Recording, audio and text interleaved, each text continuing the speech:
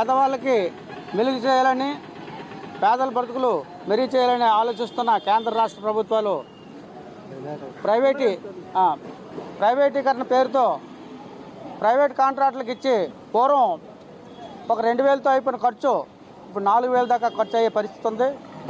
మరి ఎక్కడ పేదరికానికి సపోర్ట్గా ఉంటున్నారనేది అర్థమవుతా ఉంది ప్రజలకి. మరి ఈరోజు అక్కడికి వెళ్తే లేనిపోయిన డాక్యుమెంట్స్ అడుగుతున్నారు. నెంబర్ ప్లేట్స్ ఆన్లైన్ కావాలంటున్నారు, పొల్యూషన్ ఆన్లైన్ కావాలంటున్నారు. మన ఆటో మనం లోపుకి తీసుకెళ్ళడం లేదు. ఆ ప్రైవేట్ వ్యక్తి ఎవరో వచ్చి ఆటో లోపుకి తీసుకెళ్ళి ఆయనే చేయించి బయటికి తీసుకురావాలి తప్పితే ఈ ఆటో తాలూగా ఓనర్ ఎవరైతే ఉన్నారో ఆయన లోపుకి ప్రవేశం లేదు.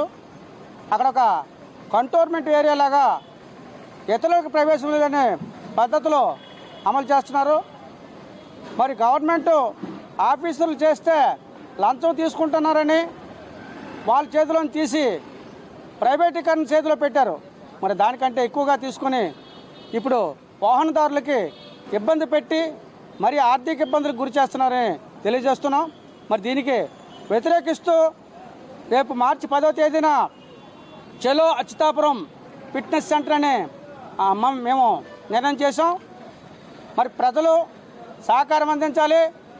ఆటో కార్మికులు, మోటార్ కార్మికులు అందరూ కూడా కలిసి వచ్చి ఈ తాలూకా చలో కార్యక్రమాన్ని విజయవంతం చేయాలని